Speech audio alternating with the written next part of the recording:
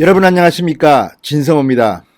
어제 서울 도심에는 광복절 집회가 있었습니다. 폭우가 내리 쏟는데 엄청난 인파들이 몰렸습니다. 물론 법적으로 좀 문제가 될 거는 같습니다. 그러나 다들 이런 성난 민심을 국민들은 목도했습니다.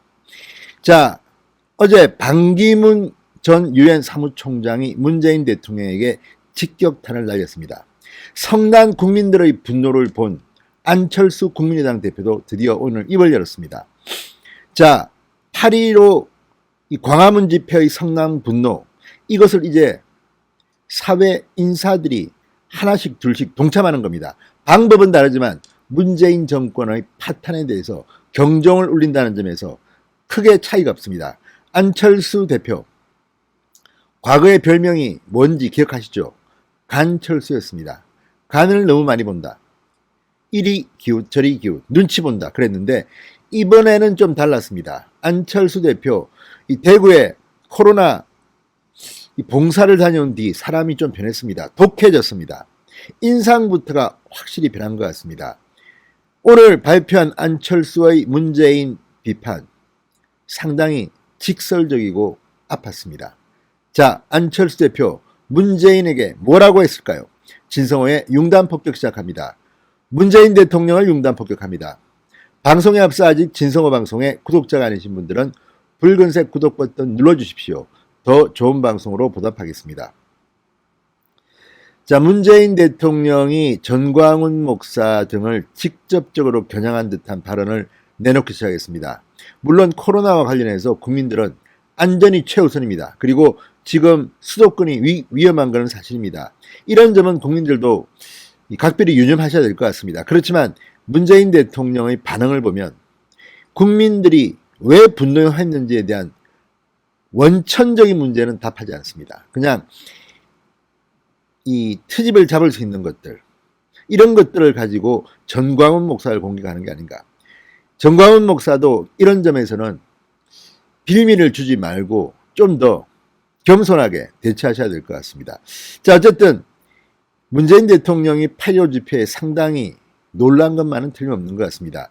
여기에 이 성난 민심을 업고 안철수 대표의 목소리가 나왔습니다. 상당히 충격적입니다. 안철수 대표는 문재인 대통령을 향해 레임덕이 문턱까지 왔다고 진단했습니다. 그러면서 어제 대통령의 8.15 기념사에 커다란 우려를 표명한다고 말했습니다. 어제 문재인 대통령의 8.15 기념사는 좀 이상했습니다. 일본에 대해서도 뭐 극일이니 반일이니 항일이니 이런 말을 하기보다는 대화를 이야기하는 것 같기도 하고, 북한에 대해서도 뭔가 눈치를 보면서 구체적인 대안도 없이 그냥 넘어갔다는 이런 지적이 나왔습니다. 또한 경제에 대한 선명한 비전은 제시하지 못했습니다. 또 지금처럼 문재인의 지지율이 뚝 떨어졌는데 여기에 대해서 반성의 기미도 보이지 않았습니다. 그래서 하나마나한 경축사가 아닌가. 게다가 헌법 10조를 이야기하면서 국민 한 명 한 명 이야기했습니다. 국민 한 명도 포기하지 않겠다는 그런 취지의 연설을 했습니다. 그런데 북한에 억류되어 있는 최소한 6명 이상의 대한민국 국민들은 어떻게 할 겁니까? 이런 비판 앞에서 문재인 대통령은 지금 할 말이 없을 겁니다. 그런 가운데 반기문 전 유엔 사무총장이 정말 글로벌 스탠다드에 입각한 직격탄을 날렸습니다. 좀 이례적입니다. 안철수 국민의당 대표, 이에 질서라 아주 강한 어조의 메시지를 던졌습니다. 안철수 대표 이렇게 말했습니다. 저는 어제 대통령의 8.15 기념사에서 국정운영기조의 대전환과 인적 쇄신을 약속하는 과감한 반전 카드를 기대했다. 국가적으로 커다란 위기 상황이며 레임덕이 문턱까지 와 있는 대통령의 기념사 치고는 너무나도 안이하고 평범한 내용이었다.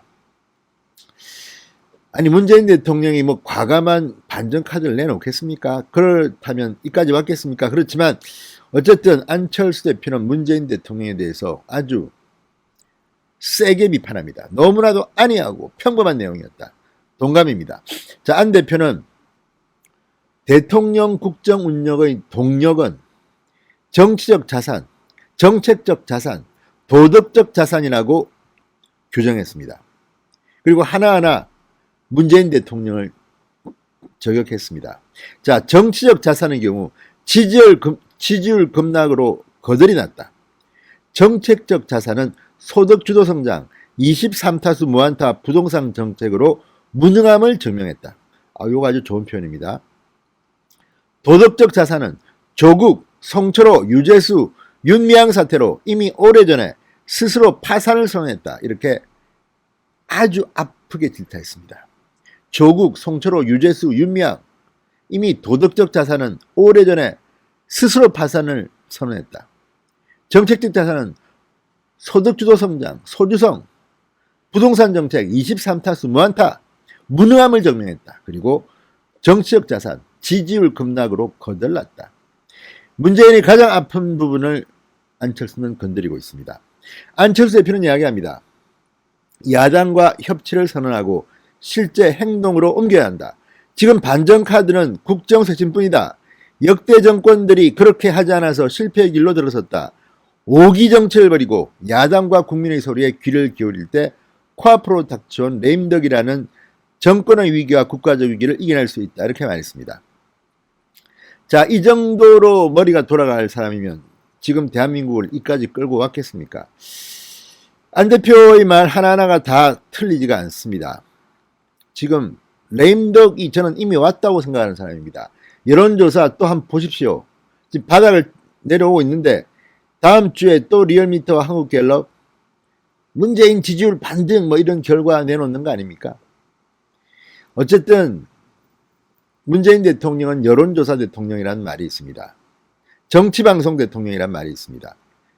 이 어용이라고 비판받는 방송과 그리고 지지율이라는 이 환상에 기대서 지금까지 버텨온 게 아닌가 싶습니다. 실제로 내용이 뭐가 있습니까?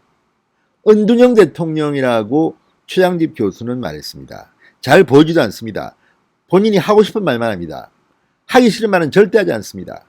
권력은 막강합니다. 한번 버텨보십시오. 안철수 대표의 말처럼 정치적 자산, 정책적 자산, 도덕적 자산 모두 다 지금 거덜났습니다. 이제 코로나를 빌미로 또 어제 8.15 집회를 공격하고 자, 니들 때문에 우리 국민들의 안녕이 이렇게 힘들다 이렇게 반전을 시도할지도 모릅니다. 여기에는 적절히 대처해야 됩니다. 이런 집단 시위도 과거에 비하면 얼마나 평화적입니까? 과거에 기억나십니까? 어마어마한 폭력들이 동원됐습니다. 어제 그랬습니까? 오히려 경찰이 강경 진압했다고 비판을 받고 있습니다. 자, 어쨌든 코로나와 관련해서는 그러나 절대적으로 수칙을 지켜야 됩니다. 자, 정말 코로나 때문에 정치적 표현의 자유도 힘든 세상이 왔습니다. 그럼에도 불구하고 저들에게 빌미를 줘서는 안 됩니다. 어쨌든 안철수 대표가 모처럼 문재인 대통령에게 크게 호통을 쳤습니다. 진성호의 융단 폭격이었습니다. 여러분 감사합니다.